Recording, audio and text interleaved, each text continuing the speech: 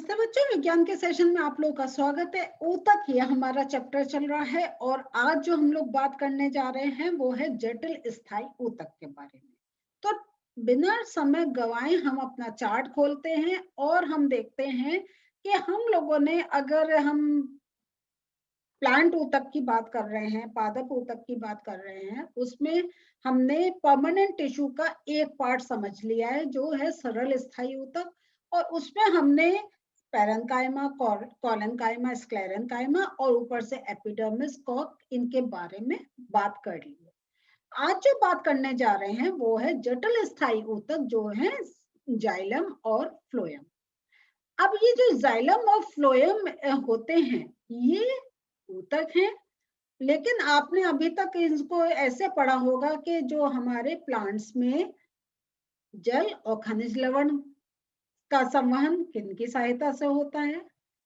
पत्ती में जो हमारे भोजन का निर्माण हो रहा है वो किसकी हेल्प से पूरे प्लांट को डिस्ट्रीब्यूट हो रहा है, ये आप एक जनरल जानते होंगे। ये जो कार्य होते हैं ये जाइलम और फ्लोएम के साथ होते हैं। लेकिन अब आप जरा अपना नोट कर लीजिए कि जड़ से कौन लेकर जा रहा है और पत्ती से कौन लेकर जा रहा है।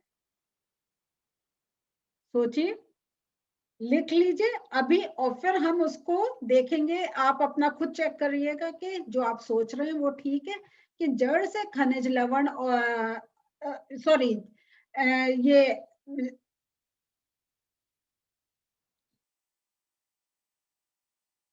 जल और खनिज लवण जड़ों से जाइलम लेकर जा रहा है या फ्लोएम। नोट करिए अपनी कॉपी में। फिर पत्ती में जो भोजन बना है वो बाकी हमारे जो प्लांट के और पार्ट्स में जा रहा है वो कौन लेकर जा रहा है, जाइलम या फ्लोएम या दोनों। ये नोट करें और फिर आप खुद चेक करिएगा जो आप सोच रहे हैं ठीक सोच रहे हैं या नहीं। ये मैं ऐसा क्यों कर रही हूँ, क्योंकि ये कहीं का कभी होता है बच्चे इसको में गलती कर देते हैं। तो ये जैसे आप रिवाइज करेंगे आपको इजी हो जाएगा।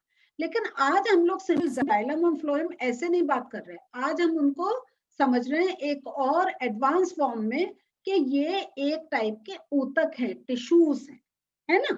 तो अब हम लोग देखते हैं, जब हम जाइलम और फ्लोएम की बात कर रहे हैं तो देखिए ये पहले इसके स्ट्रक्चर पे ध्यान दीजिए।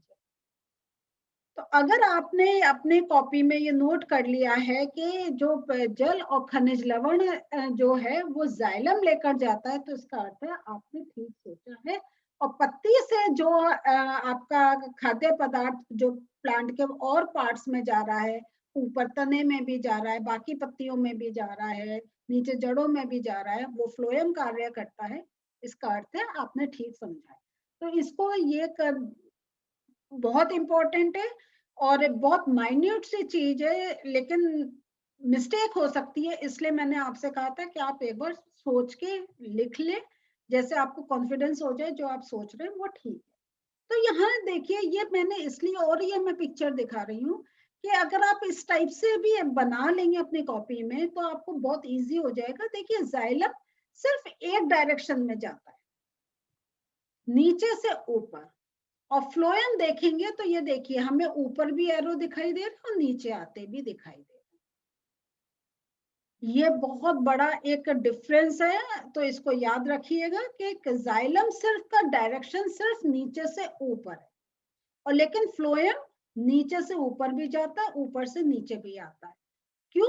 क्योंकि पत्तियां हैं। अब वो पत्ती का जो खाद्य पदार्थ बन रहा है वो पूरे सब तरफ जाना है, ऊपर भी नीचे भी। लेकिन जल और खनिज लवण वो बस पत्तियों तक पहुंचाने हैं, और प्लांट के ना तो फूल को पहुंचाना है, ना फल को, ना स्टेम्स को। ऐसी जरूरत नहीं। हाँ, मॉडिफाइड स्टेम जो होते हैं, जो प्लांट स्टेम में भी फोटोसिंथेसिस का प्रोसेस चलता है, उनमें ये कार्य होते हैं, लेकिन वो सारे अलग केसेस आ गए। लेकिन मेन जो फंक्शन फोटोसिंथेसिस का होता है वो हम जनरली अगर देखते हैं वो पत्ती या लीफ में होता है। तो ये ऊतक जो दो या दो से अधिक प्रकार की कोशिकाओं से मिलकर बने होते हैं जटिल स्थायी ऊतक कहलाते हैं। तो हमें पहला जो मेरी दो लाइनें मैंने यहाँ लिखी हैं ये आपका जटिल स्थायी ऊतक की अगर आपको परिभाषा कहीं देनी हो तो आप ये दे सकते हैं। अब ये जो जटिल स्थायी ऊतक है, जैसा आप देख रहे हैं, ये दो प्रकार के होते हैं, जाइलम और फ्लोएम, और इन दोनों को मिला के हम कह सकते हैं ये एक वेस्कुलर टिश्यू है। संवहन ऊतक भी बोल सकते हैं, वेस्कुलर टिश्यू भी बोल सकते हैं। और जाइलम और फ्लोएम को अगर हम, जैसे मैंने आपको पूरा स्टेम का जो इंटरनल स्ट्रक्चर दिखाया था, तो आप वहां देखेंगे वेस्कुलर बंडल भी नाम दे रखा। तो वेस्कुलर बंडल का अर्थ है हम जाइलम और फ्लोएम दोनों की बात कर रहे हैं। तो ये कई फॉर्म में ऐसे सेम सेम चीजें हैं, थोड़े से टर्म्स थोड़े से फर्क है, लेकिन मीनिंग सेम निकल रहा है। अब हम लोग देखते हैं जाइलम के बारे में।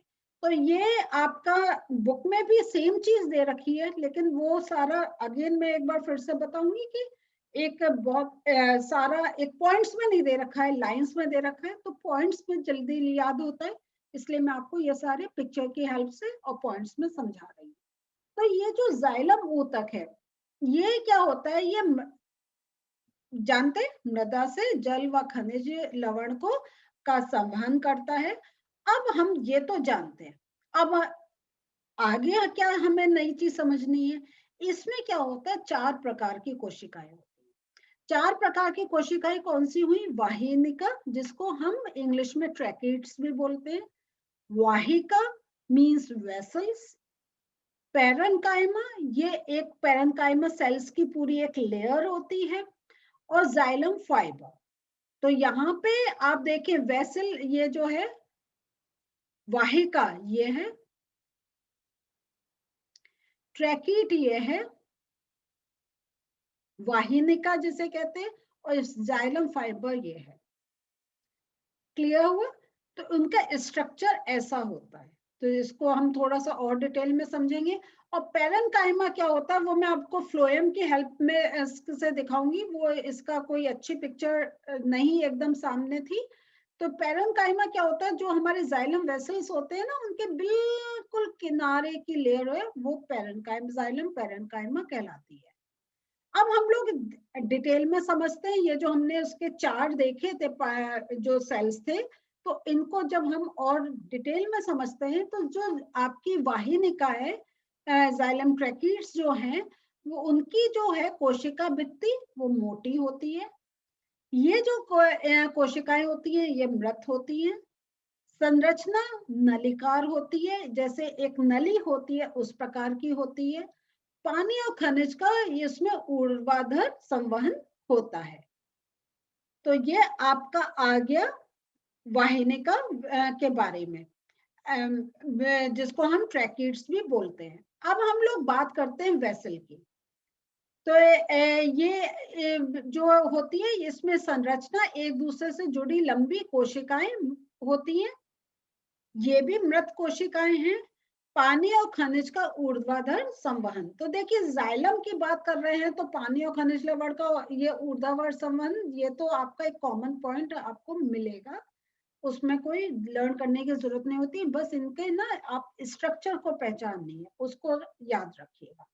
फिर जो आपका जाइलम पैरेन्काइमा है वो पार्श्वीय संवहन से में सहायता करती है और भोजन का संग्रह करती है, क्योंकि रूट भी क्या है, living part of the plant है।